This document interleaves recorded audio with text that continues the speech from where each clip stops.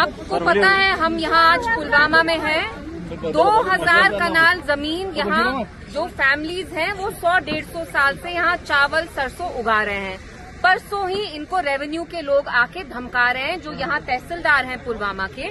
उनने कहा है पहले तो पानी बंद किया, अवंतीपुरा के पहले तो पानी बंद किया, बिकॉज आज यहाँ के जो हमारे एमएलए हैं उनने यहाँ एहतजाज किया, उसकी वजह से पानी ने फिर से स्टार्ट किया। यहाँ लोगों को, लेडीज को धमकाया जा रहा है, इनको बोला जा रहा है अगर आप अपने फील्ड्स में गए, यहाँ गए उगाने के लिए, हम आप पर पीएसए लगाएंगे। तो मैं जानना चाहती हूँ एनसी सरकार से, चीफ मिनिस्टर साहब से, आपके अंडर रेवेन्यू है, यहाँ जो कश्मीरी लोगों के पास है, एक तो अपनी आवाज है और जमीन है, आप क्यों उनको अपनी जमीनों से बेदखल कर रहे हैं, खदेड़े जा रहे हैं अपनी जमीनों से? यहाँ पे कौन सा लॉ तोड़ रहे हैं आप मुझे बताइए। जो एलजी साहब ने यहाँ 8 सालों में नहीं किया वो आज एनसी सरकार कर रही है। कश्मीरी लोग जो हैं यहाँ, इतनी गरीब फैमिलीज हैं, मेरे सामने औरतें हैं, 4 दिन से वही कपड़े पहने हैं, अपने जो जेवर हैं सारे बेच के इनने यहाँ फसल लगाई है। तो अब ये लोग कहाँ जाएंगे? आपको हाईवे की जमीन चाहिए थी, वो आपने ले ली है। जो हम सारी जमीन यहाँ देख रहे हैं 2000 kanal land, this is all agricultural land. यहाँ आप एग्रीकल्चर का ही काम कर सकते हैं, आप यहाँ कंस्ट्रक्शन नहीं कर सकते।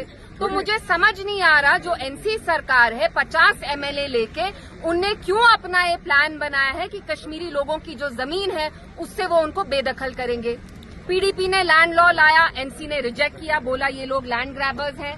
बीजेपी ने कहा ये यहाँ लैंड जिहाद कर रहे हैं। तो मेरी समझ में नहीं आ रहा, आपको जम्मू कश्मीर की आवाम ने इसलिए कुर्सी पे बिठाया ताकि आप उनकी रहनुमाई करें, उनकी जमीनें बचाएं। यहाँ आप उल्टा कर रहे हैं, जो बची कुची जमीन उनके पास है आप वो भी उनसे अब छीन रहे हैं। स्पोर्ट्स का आपको कुछ स्टेडियम बनाना है, कहीं और बनाइए।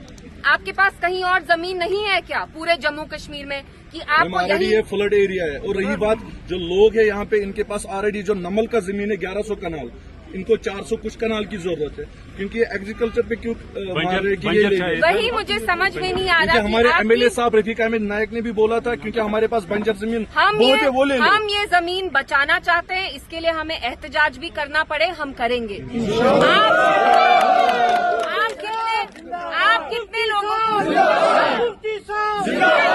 आप कितने लोगों पे पीएसए लगाएंगे, कितने लोगों पे यूएपीए लगाएंगे? हम सबको आप जेल में डालेंगे क्या?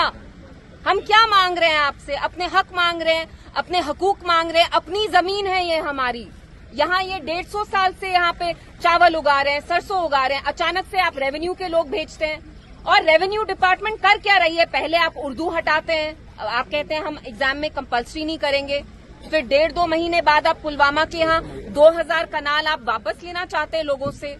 ये तो जमीन लोगों की है, पहला हक इन लोगों का है, आप कैसे छीन सकते हैं इनसे? जो बीजेपी ने यहाँ एलजी हुकूमत में नहीं किया वो एनसी सरकार अब यहाँ कर रही है। और मैं सरकार होश में आओ, होश में आओ, सरकार होश में आओ, होश में आओ, होश में आओ, होश में आओ, होश में आओ। और ये पीएसए की धमकी किसी और को दीजिए। यहाँ लोग पीसफुली प्रोटेस्ट करते हैं, अपनी जमीन मांग रहे हैं आपसे, तो आपके घर का राशन नहीं ले रहे हैं ना ये लोग, उस पे भी आपको पीएसए लाना है, यूएपीए लाना है। पुलिस वाले यहाँ अवंतीपोरा पुलवामा में कह रहे हैं हम आप पे पीएसए लगाएंगे, दहशत फैलाई है। पुलिस का क्या काम है? पुलिस का काम क्या दहशत फैलाना है? No, you have to maintain law and order. यहाँ आप you're taking the law into your hands. Just because you're a police officer does not give you the right to terrorize and threaten people here. और हम ये जमीन बचाएंगे और आप ये जमीन नहीं छीन सकते।